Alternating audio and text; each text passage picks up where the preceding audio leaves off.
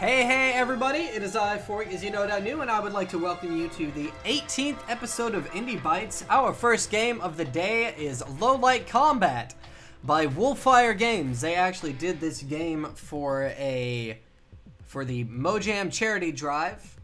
They made it in like a week, and it's a pretty awesome concept. I really like it. I am joined today by none other than Minnie. Hey, what? Yeah, you may not have been able to hear him very well simply because of the game volume being loud. But say hi now, Minnie. Hey, how you guys doing? Yeah, that's Minnie. Go ahead and hop in. I made the game, Minnie. Alright, I'll be glad to join you and shoot you in the face with laser light beams. You're not gonna shoot me in the face with laser light beams. Now we're gonna just play a little bit casually right now, give some demonstrations of how this game works, and then we'll play a couple rounds. So hey! Damn it, Minnie! All right, so damn it, Minnie! If you can't tell, okay, so the way this game works, you die in one hit, as you probably noticed. And it's pretty easy to see you when you run out into the open. This game, the concept they were given when they made this game was never-ending nuclear war. So we are nuclear ninjas that run super fast and glow in the dark when we run super fast. This is a game about stealth!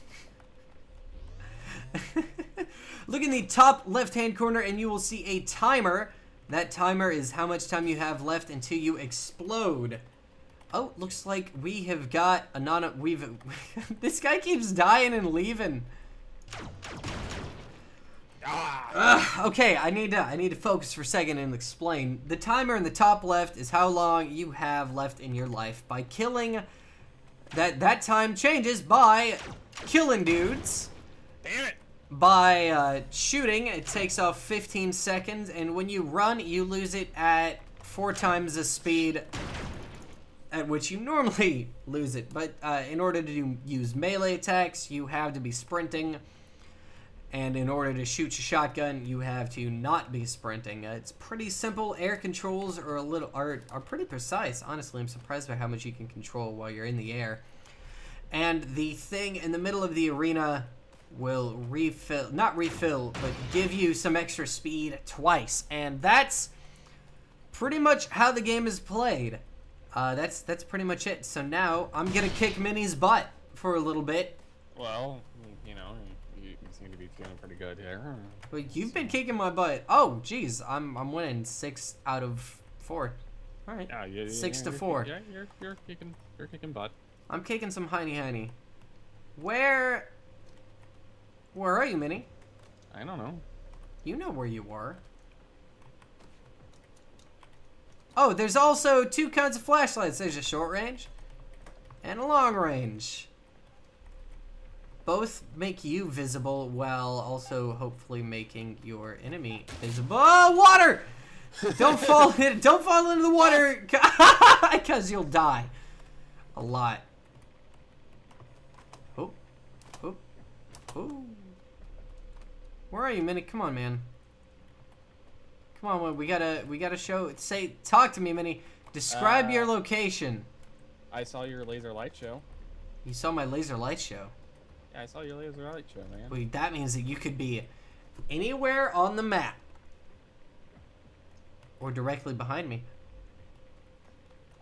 Maybe you were the laser light show. God damn it. No. Fuck, I'm stuck. Damn it. I got you unstuck. Thanks for. Hey, no problem, man. I do it for you, Minnie. See, I really enjoy this game, honestly. It's a shame that there's only one level for it. Because it's a really interesting concept that plays well. It happens with a lot of Wolfire games. They'll make a little bit. They'll make got the first shot off. What the hell? You missed, homie. It's a shotgun. It's pretty inaccurate too. Not inaccurate enough.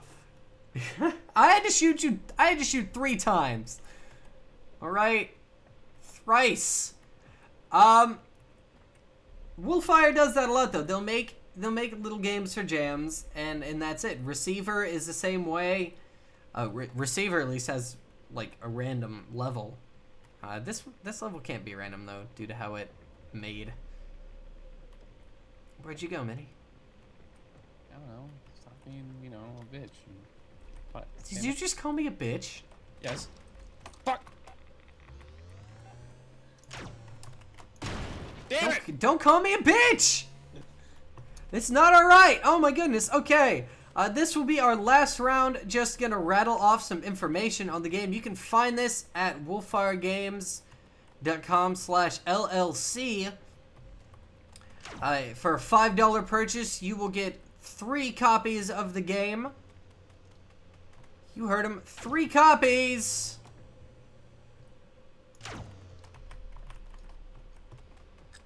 Hiya. Oh, you shot me. Damn it! Alright, for 5... Gun. I mean, sword. Gun beats sword. Does gun beat sword? Gun beats sword. Okay, I guess gun beats sword. So, for this many dollars, you get 3... For $5, you get 3 copies, and the money goes to charity. So there's no reason... If You can't... Yeah, there's no reason for that. There's no reason to not buy it. If you don't buy it, you hate children. And, well, apparently Fork. If you don't buy it, you love Minnie. Well, yeah, I mean, who can hate Minnie? So you gotta buy it. Well, don't buy it then. Actually, do buy it. Do buy it. This game is great. Hey, buddy. Damn it! Suck my booty hole. Alright, we'll see you. I'm bad at video games. I'm gonna go ahead and we're gonna head on to the next game. Say bye, Minnie. Bye. Alright, our second game of the day is I Divine Cybermancy by the French studio Stroom or Stroom. It's interesting and weird and hard to understand. It's got that mechanical understanding. Like, you learn the mechanics in a way similar to in a Souls game. It's not explained to you, and you just kind of learn. Right at the beginning of the game, when you first make your character, you actually come in here and you choose your genetic profile. And this determines your stats over here, which determine your effectiveness with certain things. We're going to go ahead and just accept it. A lot of the tutorials are straight up text. It's just lots of text, lots of stuff going on. But what I want to show, why I want to show you this game, is because it's one of the most interesting games I've ever played. The story is entirely wrapped in mystery and the fantastic, and I'm not sure if my dialogue's gonna get cut off on this load screen. So the story is, like I said, shrouded in mystery and not having any real idea what's going on. But as you play, things get pieced together, you learn more about the world, you build your character, you decide that the default key bindings are pretty bad, we'll be honest. What was that? Okay, no, that's fine. Jeez, I don't even know where to start. It's just so awesome. The level design is great. It's open, it's very detailed. I mean, right here, the beginning of it is not very open, but right in the first mission, you get a huge open level, and you can go multiple ways through it. There are optional objectives the entire time. There are lots of these guys. These are the monsters in the game, but there are also human enemies. I can't really explain the plot too much. Not because I'm trying to avoid spoilers, but because I don't think I understand it enough to adequately explain it. But the mechanics in the world are definitely where this game shines. You can build your character pretty much exactly how you want to. You know, within limitations of the mechanics, obviously. Here, let me see if I can, geez, what was, oh, no, that's magic. Instead of just magic, it's actually like psychic powers. So here, you can set up a quick wheel for this, but I won't go through that. There's cyber powers, psychic powers, drone control, which comes from Sire, and weapon powers. Your character, as you can see right here, as you level up, you'll get stats that you can put into each of these things. The inventory system, I think, is awesome. It's like Tetris, so I can actually take this gun, I can put it right there. For some reason, it threw my gun That doesn't make any sense. That's weird. Glitch report. Okay. But you do that, and when we're actually about to see more that I can show you about that. There's also cybernetic implants that you can use. Some will take, they will have detrimental effects on other stats, but bonuses to others. There's dialogue trees. There's some poor translation, but it's all right. You can deal with it. It sort of fits the tone of the game. Now here's what I was talking about with weapons, and oh man, there are so many weapons and they are all satisfying. There's the Damocles, which is my favorite sword in the game. It explodes when you hit people with it. Get rid of that and take the dual wielding swords. Grab some ammo for it. And the only downside of this is that it is a little tedious to come in here and pick up all that stuff. And then I think, what else do we want? I think we're gonna go with a submachine gun and ammo for that, so that we can run up close and punch dudes. Missions are wide and open and set in huge areas with lots of objectives for you to do. And that's honestly the gist of the game. Well-designed areas, it's well balanced, and most importantly, you can play this with your friends, and you can play it with as many friends as you want. It's on the Source engine, and they straight up just made co-op is pretty much multiplayer with the story missions. It's awesome. Your same character carries over between the two, and it's super good. You can dual wield weapons, as you saw. The pistols that I bought were dual wieldable. Or you can dual wield. I can have this sword with my pistol, and I can run up to this guy and chop. Come here. Let me blow him up. There's a lot of really cool little things that they did in this game, and I like them all. There's not really a thing in this game that I don't like, but it could have used a bit more time. Like I said, it did go on sale recently. I picked up an SMG, right? And some of the things that need work are the weapon system, the loadout, like deciding what weapons go to which buttons. That's a little bit finicky, but it's easy enough to get used to, in all honesty. And you can always, at the beginning of a level, you can go back and you can change your loadout. Typically, levels have a point for that. There's hacking as well, which is really confusing, but like when you hack into something, it's pretty cool. You can take control of cameras, you can take control of enemies. If you hack in, you can blow them up.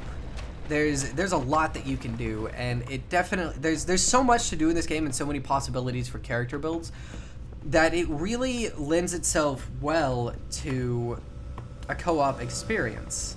Like, is there? Oh, I leveled up, so we can show you how that works. Let me on the ladder. It's a little weird that enter is the use key by default, but I think we can live with that. Let's go ahead and character. All right. We just points in and things happen, and you cannot take points out, so make sure you put them into what you want. Let's see, Cybertech. I will show you this. These things actually, you use research to unlock cybernetic implants and upgrades. You get research by purchasing it or finding it in a level. Some missions reward you with it. It's all awesome. So we can just go ahead and I don't have enough Bruzoofs to get any upgrades right now. They all cost 22,000 in the double thousands. It's crazy, and that number goes up. But research, I can go ahead and launch this search, and the more scientists I put on it, the more it costs, but the quicker it's finished. It's very interesting how much, it's crazy to me how much detail they put into this. So I'm gonna put this where I can just afford it right there and launch it, and that will finish in 21 hours in game time, which may be related to not in game time. I'm not sure. I mentioned psychic powers. The monster that I shot at the beginning of the game is actually from the Stroom, or it's like the metastrumatic force or something like that. And boop. Hey, no, I shot you. I shot you too. Oh, I fell in the water. And they're sort of creatures that, oh, how to put this? They're psychic madness, basically, is my understanding of them. Which brings me to this. There's something cool. When you die in this game, you respawn, you're reconstructed, but you can get fatal and permanent injuries from dying too much or dying in the same way. And I could have actually, from falling like that, if it had been much farther, I would have gotten a message in the top left that I'd broken a leg. It's all just super awesome, very well thought out. But as much as I would love to see a second one so that they could expand on their ideas and maybe make it a bit more understandable, I don't think it's going to happen just because that's not... It didn't do very well. This game is always on sale for like $1. I need to just put my hack action. Need to use that so we can... Here's the hacking menu. It's kind of weird and very convoluted, but basically, I can hack myself, or I can hack this secured door. All right, I want to hack the secured door. We see my stats and my target stats, and these change. They fluctuate. I have a lot of HP here. He does not. If I didn't like those stats, I could go back to me and come back, and they would all be different. But I'm at an advantage here. So we want to hack it, and then we've got all of these options for hacking, and these are the same across the different hacking types, possessing and stuff like that. Like if this were a human enemy, I could possess I could possess him and take control of him, have first-person view of him, and make him kill his friends, make him jump off a cliff. It's awesome what you can do in this game. It is really good at making you feel like a badass. But back to this. What I like to do, honestly, is I like to overflow them and pop a shield, then just attack. Go on the attack. What this does, overflow makes them more vulnerable to damage. Shielding shields me. Scanning lets me it lowers their defense, this lowers their attack, and this just decreases their HP, and you want that down to 0, so bam, we did it. That's pretty much what it is. And then you talk to this guy, and he moves you on to the next mission. And they get so crazy from here. There's mystique, there's intrigue, there's mystery, there's words that I don't know what they mean, and most importantly, there's multiplayer. There's a co-op I talked about, and it's just so many awesome things. It's so great. My research finished. Awesome. So I can buy medkits now. That's it. That's this game. This is I Divine Cybermancy. It's on Steam for cheap. I didn't write down how much it costed, but it's cheap, and it's usually on sale, and you should just go check it out if you are at all interested in cyberpunk, first-person shooters, or RPGs, because it's a solid every single one of those. And on to the next game! Alright, our third and final game for the day is OlliOlli. This game is by Rolls, and it was originally published and released on the PlayStation Vita, but recently Devolver Digital, working their magic, brought it to PC for us to enjoy. And I love this game. Oh my god, it's a side-scrolling skating game. You do tricks, you get combos, you kick butt. That's pretty much it. That's what you do in this game. And they've done a pretty great job of making the normally kind of inaccessible genre pretty accessible. Right now my frame rate seems to be acting up a bit for whatever reason, but I can still play this. They added a system that I haven't seen in many skating games that you probably noticed called the Perfect. And basically, if I time things correctly, I will get maximum and even extra points out of combos and tricks that I do. If I don't, I get a sloppy, which is... I pretty much lose all of my points. So we don't want that. And, you know, you can do okay and you can do fine. It's pretty simple. The tricks are pretty the tricks are really easy. I'll show you real quick. Let's check out the Trictionary. Basically, for this ollie, so it's got the arrow pointing up. I hold up and then I release, and I'll do an ollie. This is a glitch. I think that's supposed to be something else. There's kick flips, shove it flips, and they get a little bit harder. This is to rotate while you're in the air. It's pretty cool stuff. Honestly, it's pretty easy to get the hang of. And it feels really good to combo them together. There are also different grinds that you can do, which usually include... Some of them include the right bumper. That's how we were able to get... Or that's how they were able to get more grinds into here. Let's go on to a later level. Sure, Urban 4, why not? I didn't point out earlier, but every level has different goals in it. So this one, get a score of 60k, combo of 30,000, collect the spray cans and finish, gap the first handrail, and only push twice. The ones with the blue stars next to them, I did, so yeah. It's cool stuff. It's really cool stuff. And if you get all of those, you unlock a harder version of the level. Gap it! No. Whoa, I grinded on the stairs. That was weird. It's simple. Comboing feels good, and it really manages to land that nostalgia era feel. That, gapped it! That counts. That counts. It gets that nostalgia era feel, and it makes me want to play Tony Hawk. And gap it! Whatever. And I didn't land it. That's, oh shit. That's honestly all there is to this game. It's simple, you die a lot. The soundtrack is amazing. The graphics fit perfectly for what it's trying to do, and it feels like a very well put together game. It may have been able to use a couple extra months in development, but I feel like it's definitely solid enough. At the price of, I'm so bad at this. At the price of $12.99, it's a pretty damn good buy, and you should check it out on Steam. On that note, I would like to thank you for joining me on this episode of Indie Bytes. As usual, if you enjoyed it, let me know. Give me any comments, any feedback, and if you have any suggestions, and this is the important part, for games that I could include on an episode, let me know. Send them my way. Send me a link. Send me a message. You can hit me up on Twitter. All that good stuff. Look at me go. I'm going to be in the hospital after that. All right, I'm going to give this one more go for good measure, just because I can't let you guys think I'm bad at video games. Sure, I can talk about them, but am I bad? Yes, I'm pretty bad at video games, actually. It's hard for me to admit it, but I'm pretty alright.